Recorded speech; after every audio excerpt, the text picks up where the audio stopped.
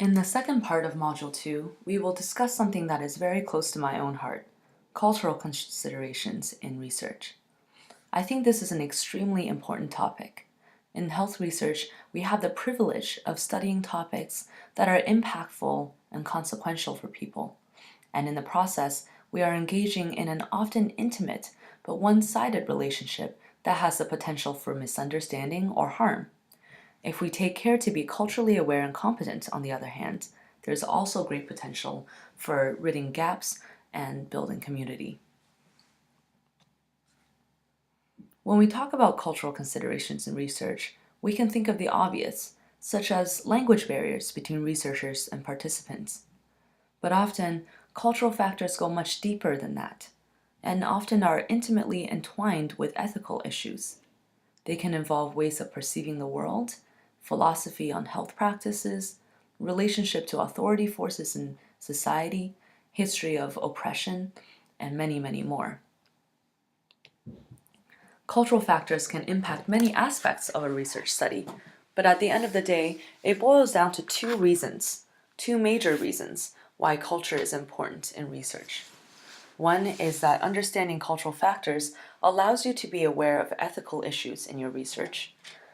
And two, it allows you to design studies and produce findings that are valid. An entire course can be taught on cultural factors in research. But let's go right into a case study that concerns both of the above two consequences to give you an idea of what I mean. A Harvard psychologist named Brigham wondered whether there are racial and ethnic differences in intelligence in the early 1900s. To explore this question, he took a convenient sample of immigrants from various countries and administered to them a validated intelligence test named the Alfred Binet test. He found that Western European immigrants performed significantly better than Eastern European immigrants and non-white immigrants, and concluded that there are indeed racial and ethnic differences in intelligence, and no surprise to him, people who are more similar in cultural backgrounds to those who created the intelligence test had superior performance. So what's wrong with this picture?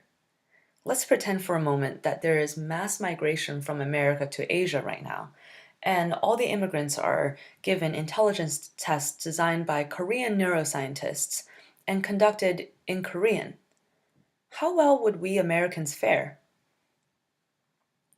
This isn't just about poor research design that didn't allow Brigham to find out valid answers to his question. The study actually led to real consequences for people. Although he recanted his conclusions in 1930, the original findings were published in 1923, the year before the Federal Immigration Act of 1924, and this act greatly restricted foreign entry into the United States. This act greatly reduced the number, specifically, of Southeastern Europeans allowed into the country, and had an impact that would be acutely felt during World War II, when entry was largely denied to European Jews seeking a safe haven from extermination in the Nazi Holocaust. Now, if you didn't think cultural factors were important in research before, I hope this convinces you that not only do they affect the validity of research findings, but can also have serious consequences for participants of the study, as well as for the general population. Now, let's take a closer look at some specific aspects of culture to consider in research design. When it comes to language, it's not just a matter of translating questionnaires or providing a translator for interviews. We must be aware of the embedded metaphors and assumptions of our language. For example, when I was first becoming fluent in English as an adolescent immigrant to Canada, I was winning spelling bees long before I understood what it means to hit it out of the ballpark. Questionnaires and other research materials should be designed in close collaboration with native speakers of other languages if you're planning to recruit participants whose first language is not English.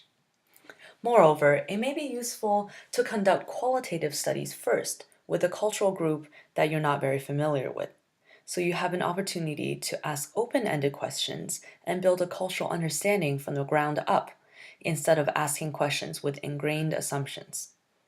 For example, if we ask a female teenager in China, Does watching Beyonce music videos make you feel empowered? I can almost guarantee they will be really confused. Both the concepts of social gender roles and the meaning of power are different in China, so this question may not even make sense to your research participant. And I'm thinking of this example because I recently asked a Chinese adolescent this question, and she gave me this blank look like she had no idea what I was talking about. So, lesson learned for me. In Western cultures, especially American culture, independence and autonomy are the most sacred rights of each person.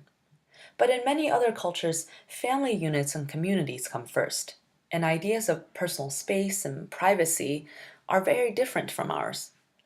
Therefore, although we do want to uphold the principle of voluntary informed consent, we may want to build an opportunity for potential participants to consult with family before consenting to participate in research. Similarly, we should respect the observance of traditions that are important to participants, such as observance of religious holidays, practices, ways of dress, and interactions between different members of the community. When interpreting research findings, too, we must be careful not to use our own values and assumptions to understand others' behaviors.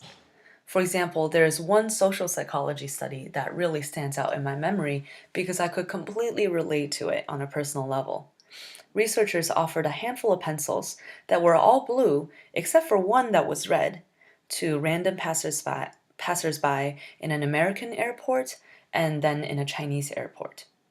Americans often pick the red pencil out of the crowd, but Chinese individuals often picked one of the many blue ones instead of the red pencil that stood out. Researchers interpreted this to mean that Chinese people prefer uniformity and sameness, so they actually like the blue pencils the best because they were the same as all the other pencils. Unlike Americans who value uniqueness, who like the red pencil because it was unique. But follow-up studies showed that actually Chinese people value uniqueness too, and the Chinese participants actually desired the red pencil more. But it's also seen as selfish and rude to take the things that you value the most instead of letting others have it. Same finding, very different interpretations depending on your cultural lens. Very interesting. Sometimes, research questions directly concern populations that are historically oppressed or in other ways have less power in society today, including Native Americans, Black Americans, LGBT individuals, other racial ethnic minorities, people of lower socioeconomic status, immigrants, and many other groups. Especially in a post-colonial, post-slavery world, where reverberations of the recent past are still strongly felt in many communities. Researchers coming to conduct research can be seen as embodying the forces of power and oppression. Imagine conducting research with Native American communities, for example. From their perspective, a researcher can be a white person from an ivory tower funded by the government that has historically exploited Native Americans, coming in to poke and prod them like rats, or tell them how to change their lifestyle to become healthier, quote unquote. How would that go? Or how about researching health practices among urban low SES Black Americans? This community's relationship with authority figures in society has been, understandably, often characterized by distrust. Even in medical contexts, and even this year, there have been instances of violence against racial minority patients inside hospitals. Even if the researcher is very well intentioned, not being aware of the unique perspectives of the population you wish to understand won't get you anywhere. It is often better to work with communities to build an equal partnership, learn what they want from you, and be transparent about what you need from them. And together, you will figure out how your research will directly benefit the community you are studying. What we've covered is not an exhaustive list at all of ways to consider cultural factors in research. And culture does not only refer to the big obvious differences between groups of people like language and social customs. Families have their own cultures. Rural versus urban communities have different cultures. People of different political orientations have different cultures. Part of the challenge of culture is that we are constantly striving to be culturally competent, but may never reach a state of being perfectly competent. At the end of the day, it's more of a principle of curiosity and respect that guides our approaches to research, rather than a set of well-defined rules to follow.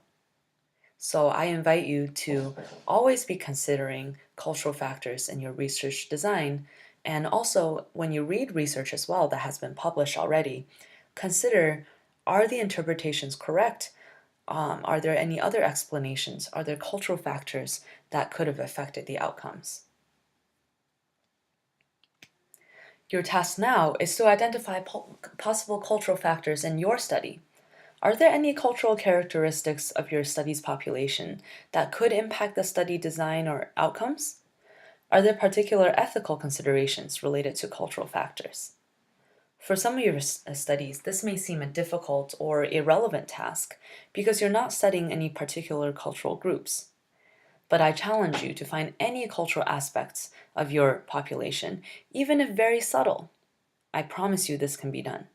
Culture is not just related to race or ethnicity, remember.